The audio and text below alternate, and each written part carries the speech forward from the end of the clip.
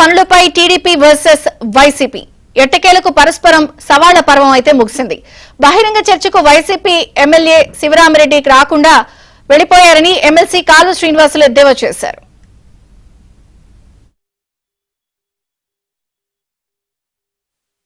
భీమిరెడ్డి సైనికులు, శివరామిరెడ్డి అభిమానులు, వైసీపీ నాయకులు, కార్యకర్తలు వేలాది మంది తరలి వస్తే బహిరంగ చర్చ చేయడానికి సాధ్యమవుతుందా? అంటే పోలీసులు శాంతి భద్రతల సమస్య వస్తుంది కాబట్టి దాన్ని జరగనివ్వము అనే అనాలనే ఉద్దేశంతో ఆయన చిత్తశుద్ధి లేని మాటలు మాట్లాడినాడు తప్పకుండా. పిలిచింది మీరు, మీ నియోజకవర్గము మేమీడ మీకు భోజనాలు ఏర్పాటు చేసి గౌరవంగా చేరేసి వీటికి రమ్మంటే ట్రాన్స్పోర్ట్ ప్రాబ్లం యాడ్ చేసినారు. యాడ డయాస్ లేదు, ఏం లేదంట కదా. మిమ్మల్ని వీటికి రమ్మని పిలిచినాం కదా.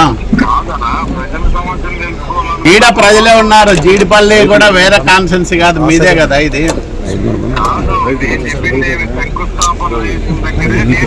శంకుస్థాపన దగ్గర ఏముంటాయి? రాళ్ళు ఉంటాయి. ఈడైతే రిజర్వాయర్ ఉంది బ్రహ్మాండంగా. దీని నుంచి అన్ని నీళ్లు పోతాయి. ఎవరు చూడలే, మీరే చూడలేదంటే నాకు ట్రాన్స్పోర్ట్ ప్రాబ్లము, తర్వాత ఏదో వర్షం వస్తే అట్లా అది ఇదని. బ్రహ్మాండంగా బిల్డింగ్లు ఉన్నాయి, అన్నీ ఉన్నాయి. మా వాళ్ళు టెంట్ వేసినారు. విలేజ్ కాదు, ఇక్కడ రిజర్వాయర్ కాంపౌండ్ లో ఉన్నాం. రాండి, ఇంకా గంటసేపు అయినా ఉంటాం. ఆడ ఏర్పాటు చేయలేదు కదా మీరెవరు. ఈడ శామ్యాన్ని వేసినాము, తర్వాత అందరికి భోజనాలు పెట్టినాం. నేను 2 ఆప్షన్లు ఇచ్చినా మీకు. ఒకటి, మీ ఊర్లో పెట్టితే వస్తా, మీ ఇంట్లో పెట్టినా వస్తానన్నా. లేదా మీరు అనంతపురంలో ప్రెస్ క్లబ్కి రమ్మని చెప్పిన. ప్రెస్ క్లబ్కు రాలేదు. పోనీ మీరు ఉరవకొండ నియోజకవర్గంలో పెట్టమన్నారు. ఇది జీడిపల్లి కూడా ఉరవకొండ నియోజకవర్గమే. రిజర్వాయర్ ఉంది. రిజర్వాయర్ దగ్గర నేనున్నాను. ఇప్పటికి కూడా మించిపోయేది ఏం లేదు. మీరు వస్తామంటే ఇంకొక గంటసేపు వెయిట్ చేస్తాను నేను. అవును, పిలిచింది నేనే కదా.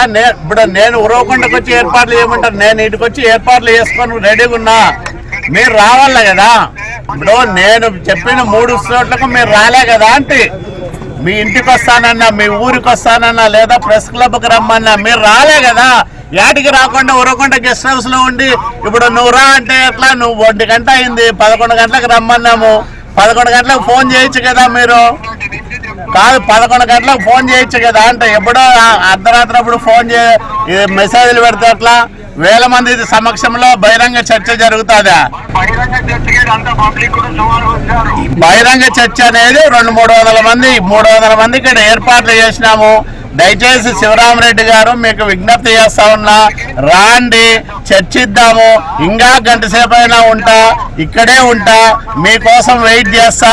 మీ రాక కోసం అందరూ ఇక్కడ రైతులు, ప్రెస్ వాళ్ళు, జిల్లా ప్రెస్ వాళ్ళు అందరూ వెయిట్ చేస్తున్నారు. దయచేసి హంద్రినివా కాలువ పనులకి సంబంధించి టీడీపీ వర్సెస్ వైసీపీ సవాళ్ల పర్వం కొనసాగుతోంది. అప్డేట్స్ సురేష్ అందిస్తారు. సురేష్, హంద్రినివా కాలువ వెడల్పు పనులపై రాయలసీమ ఎమ్మెల్యే ప్రభుత్వ కాలువ శ్రీనివాసకు వైసీపీ ఎమ్మెల్సీ శివరామిరెడ్డి మధ్య మాటల యుద్ధం కొనసాగుతుంది. హంద్రినివాకు నిధులు కేటాయింపు సంబంధించి శివరామిరెడ్డితో పాటు కాలువ శ్రీనివాసం మధ్య తీవ్ర స్థాయిలో పోటాపోటీగా సవాళ్లు ప్రతిసవాలు దిగారు. అందులో భాగంగా హంద్రినివా కాలువ పనులపై జరిగిన అభివృద్ధి పనులకు సంబంధించి బహిరంగ చర్చకు తాను సిద్ధంగా ఉన్నట్టు కూడా కాలువ శ్రీనివాసం చెప్పారు. అందుకు తాను కూడా సిద్ధంగా ఉన్నట్టు వైసీపీ ఎమ్మెల్సీ శివరామిరెడ్డి చెప్పుకొచ్చారు. ఈ రోజు జీడిపల్లి ప్రాజెక్టు సమీపంలో దీని హంద్రినివా పనులకు సంబంధించి హంద్రినివా శంకుస్థాపన నుంచి ఇప్పటి వరకు ఏ ప్రభుత్వం, వైసీపీ ప్రభుత్వం, ఇటు చంద్రబాబు ప్రభుత్వంతో పాటు జగన్మోహన్ రెడ్డి ప్రభుత్వంలోనూ అదేవిధంగా ప్రభుత్వంలో ఏ విధంగా కేటాయింపులు జరిగాయి, ఏ విధంగా అభివృద్ధులు జరిగాయని పూర్తి స్థాయిలో చర్చకు తాను సిద్ధంగా ఉన్నాను. ఇందుకు సంబంధించి ఇది ఏర్పాటు కూడా చేశాం. రైతులతో పాటు మీడియా ప్రతినిధుల సమక్షంలోనే చర్చిద్దామంటూ కూడా ప్రభుత్వ కాలువ శ్రీనివాసులు సవాల్ విసిరారు. అయితే YCP MLC Sivaramireddy Jeedipalli project సమీపంలో కాకుండా ఉరవకొండ R&B అతిథి గృహంలోకి వైసీపీ కార్యకర్తలు తీసుకొచ్చి తాను R&B అతిథి గృహం వద్దున్నాను, ఇక్కడ చర్చకు రావాలంటూ కూడా సవాల్ విసిరారు. అయితే రైతుల సమక్షంలోనే జీడిపల్లి ప్రాజెక్టు వద్ద తాను చర్చించేందుకు సిద్ధంగా ఉన్నాను, చర్చకు రావాలంటూ కూడా ఆలోచన చెప్పారు. దీనికి సంబంధించి పూర్తి స్థాయిలో ఇద్దరు నేతలు కూడా ఫోన్ లో కూడా మాట్లాడుతున్నారు. దీనికి సంబంధించి పూర్తి ఏర్పాట్లు చేశారని చెప్పారు. అయితే శివరామిరెడ్డి చర్చకు సిద్ధంగా లేదు, చర్చకు రాకుండా తప్పించుకున్నారనే అభిప్రాయం వ్యక్తం చేశారు విజయచంద్రిక. Thank you Suresh.